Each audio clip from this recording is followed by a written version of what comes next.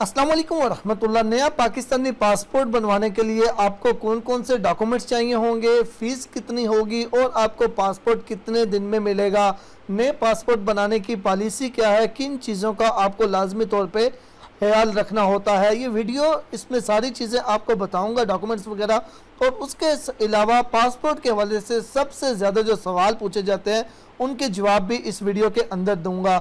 सबसे अहम और सबसे मेन सवाल एक पूछा जाता है कि मैं एक दूसरे सिटी में रहता हूँ, मेरे कार्ड के ऊपर एड्रेस दूसरा लिखा हुआ है, क्या मैं जहाँ पे रहता हूँ यहाँ से पासपोर्ट बनवा सकता हूँ या फिर नहीं। इसका सिंपल जवाब ये है कि पाकिस्तानी पासपोर्ट सिर्फ उस एड्रेस से बनेगा जो आपके कार्ड के ऊपर लिखा हुआ है। आपके कार्ड के ऊपर अगर दो शहरों के एड्रेस लिखे हुए हैं, प्रेजेंट एड्रेस अलग और परमानेंट एड्रेस अलग, तो दोनों एड्रेस जिस जिस सिटी के लिखे हुए हैं आप वहाँ से पासपोर्ट बनवा सकते हैं, इसके अलावा नहीं बनवा सकते। ये सिर्फ नया पासपोर्ट बनाने की बात हो रही है। जो ओवरसीज पाकिस्तानी है उनके रिन्यू करने की नहीं, वो ऑनलाइन उसको रिन्यू कर सकते हैं, उस पर वीडियो भी है।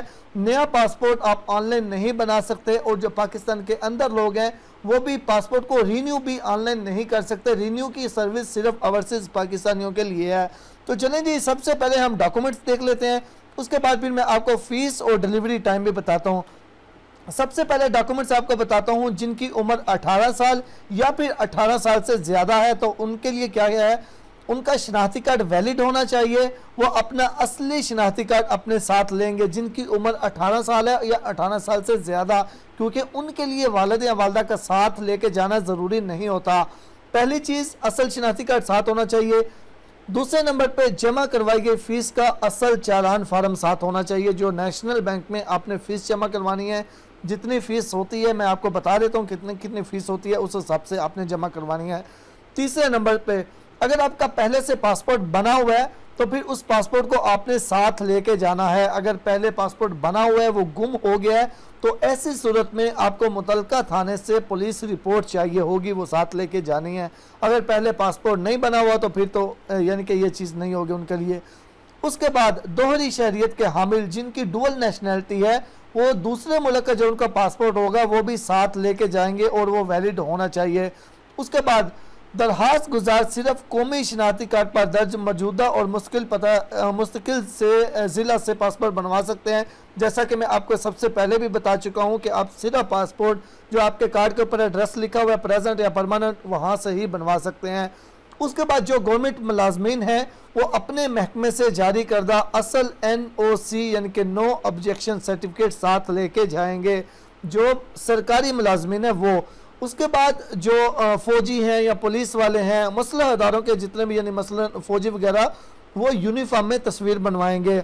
उसके बाद नामे नंबर पे आता है जी महकमाना इजाज़तनामे से गवर्नमेंट मुलाजमीन जिस ज़िला में तैनात हैं वहाँ से। अच्छा, इसमें ये चीज़ कि जो सरकारी मुलाजमीन है अगर उनके एड्रेस उनके कार्ड पे एड्रेस कोई और लिखा हुआ है लेकिन वो ड्यूटी किसी और ज़िले में कर रहे हैं तो वहाँ पे वो अपने बीवी बच्चों का पासपोर्ट बनवा सकते हैं, लेकिन महकमे की इजाज़त से। उसके बाद इसमें कुछ अहम चीज़ें हैं, नोट यहाँ पे नोट में ये चीज़ें लिखी हुई हैं। सबसे पहले जितने भी मैंने चीज़ें आपको बताई हैं इनकी कापियाँ भी साथ करवा के लेके जाएं। उसके बाद दूसरे नंबर पे नामुकम्मल या फिर जाली दस्तावेज़ात की सूरत में दरख्वास्त जो है वो मुस्तरद कर दी जाएगी। उसके बाद तीसरे नंबर पे मोबाइल फ़ोन या कैमरे का इस्तेमाल मना है। उसके बाद असला वगैरह लेके जाना मना है, यानी ये नॉर्मल चीज़ें। उसके बाद आ जाती है जी बारी वो बच्चे जिनकी उम्र 18 साल से कम है, ऐसी सूरत में क्या करना होगा। जिनकी उम्र 18 साल से कम है वो बच्चे अपने वालिदैन के साथ जाएंगे। उनका अपना ID कार्ड या फिर बेफार्म है या फिर बच्चों का ID कार्ड बना हुआ है, क्योंकि बच्चों का भी नाइकॉप बन जाता है, बच्चों वाला ID कार्ड भी होता है, या फिर बच्चों का बेफार्म बना हुआ है वो वैलिड होना चाहिए। बेफार्म तो वैलिड होता है, ID कार्ड एक्सपायर हो जाता है, तो अगर ID कार्ड एक्सपायर है वो वैलिड होना चाहिए। और वालिदैन जो है उनके ID कार्ड भी वैलिड होने चाहिए और वालिदैन का मैरिटल स्टेटस भी मैरिड होना चाहिए, क्योंकि अक्सर ऐसा होता है कि माँ बाप दोनों में से किसी एक का मैरिटल स्टेटस अनमैरिड होता है, जिसका मैरिड होता है उसकी बेस पे बच्चे का कार्ड बना होता है। तो ये नहीं होना चाहिए, कम से कम वालिद का मैरिटल स्टेटस लाजमी मैरिड होना चाहिए।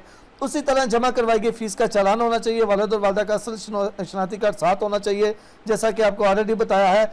उसके बाद असल बेफार्म साथ होना चाहिए, या फिर बेफार्म या फिर वालिद और वालदा के नाम के साथ शनाख्ती कार्ड नंबर अच्छा सॉरी इसमें अगर बे फार्म बना हुआ है तो बे फार्म के ऊपर बच्चे के वालिद और वालदा दोनों का नाम और शनाख्ती कार्ड नंबर भी दर्ज होना चाहिए।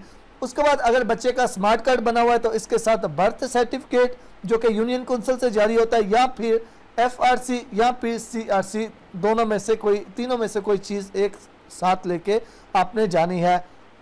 उसी तरह अगर पहले से पासपोर्ट बना हुआ है तो उसकी पासपोर्ट को साथ लेके जाना है। अगर गुमशुदा है तो पुलिस थाना से रिपोर्ट आपने साथ लेके जानी है। दोहरी शहरियत के हामिल बच्चों का असल और वैलिड गैर मुल्की पासपोर्ट आपने साथ लेके जाना है। उसके अलावा बच्चों का पासपोर्ट बे फार्म पर दर्ज पते से ही या ज़िले से ही बनवा सकते हैं। अगर बच्चे का स्मार्ट कार्ड बना हुआ है तो उसके ऊपर भी जो एड्रेस लिखा हुआ है उसी ज़िले से पासपोर्ट बनवा सकते हैं।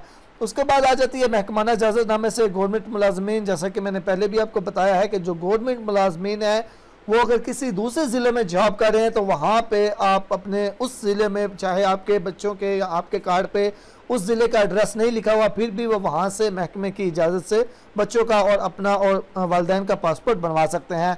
उसके बाद अगर वालिदैन में से किसी एक की डेथ हो चुकी है यानी वफ़ात हो चुकी है तो असल डेथ सर्टिफिकेट साथ लेके जाना है जो कि यूनियन काउंसिल से बनता है।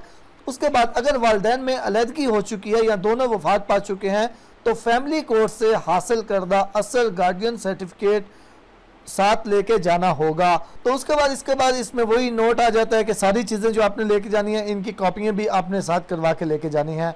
उसके बाद अब बात करते हैं, पहले हम बात कर लेते हैं जी फीस की, और उसके बाद हम इसका डिलीवरी शेड्यूल जो है वो भी उस पर बात करते हैं। डिलीवरी शेड्यूल इसका क्या है, यहाँ पे बात आ जाती है फीस की। सबसे पहले है जी 5 साल वाला पासपोर्ट और 10 साल वाला। अभी ये दो कैटेगरी चल रही है, 5 साल वाला और 10 साल वाला। सबसे पहले बात आ जाती है 5 साल वाले की। 5 साल वाला अगर आप नॉर्मल बनवाएंगे 3000 में बनेगा। अगर आप अर्जेंट बनवाएंगे तो ये 5000 में बनेगा 36 पेजेस वाला। अगर 5 साल वाला पासपोर्ट आप 72 पेजेस वाला बनाते हैं वो नॉर्मल 5500, और अगर आप अर्जेंट बनवाते हैं तो वो 9000 में बनेगा। उसके बाद अगर आप 5 साल वाला पासपोर्ट 100 पेजेस वाला बनवाते हैं तो अगर आप नॉर्मल बनवाते हैं वो 6000, अगर आप अर्जेंट बनवाते हैं वो 12000 रुपये में बनेगा। इसी तरह अगर आप 10 साल वाला पासपोर्ट नॉर्मल बनवाते हैं तो वो आपका 4500 में बनेगा। अगर 36 पेजेस वाला नॉर्मल 10 साल वाला पासपोर्ट बनवाते हैं तो वो 7500 में बनेगा। अगर आप 10 साल वाला पासपोर्ट 72 पेजेस वाला बनवाते हैं तो 8250 का बनेगा। अगर आप 10 साल वाला पासपोर्ट 72 पेजेस वाला अर्जेंट बनवाते हैं तो 13500 का बनेगा। अगर आप 10 साल वाला पासपोर्ट नॉर्मल 100 पेजेस वाला बनाते हैं तो वो 9000 का बनेगा। अगर आप 10 साल वाला पासपोर्ट 100 पेजेस वाला अर्जेंट बनवाते हैं तो वो आपका 18000 रुपये में बनेगा। इसी तरह अब अगर आपका पासपोर्ट एक बार गुम हुआ है तो उसकी डबल फीस होगी। अगर 2 बार गुम हुआ है तो ट्रिपल फीस होगी। अगर आपका पासपोर्ट तीसरी बार गुम हुआ है तो वो 3 गुना फीस ज़्यादा होगी।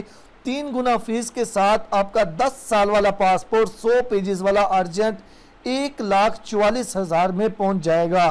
अगर आप 10 साल वाला 100 पेजेस वाला अर्जेंट पासपोर्ट बनवाते हैं 3 बार गुमशुदा होने की सूरत में, और तीसरी बार अगर आपका पासपोर्ट गुम हुआ है तो ऐसी सूरत में आपका केस DGIP हेडक्वार्टर जाएगा।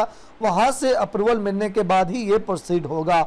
अब इसके बाद बात करते हैं आपका पासपोर्ट मिलेगा कितने दिनों में। पासपोर्ट की 2 ही कैटेगरी हैं, एक नॉर्मल है और एक अर्जेंट है। तीसरी कैटेगरी भी है फास्ट ट्रैक पासपोर्ट। ये अभी हर सिटी में अवेलेबल नहीं है। कुछ बड़े सिटी जिनमें कराची, लाहौर, मुल्तान, क्वेटा, पेशावर, इस्लामाबाद और रावलपिंडी शामिल हैं, सिर्फ इन शहरों में ये फास्ट ट्रैक की सर्विस है।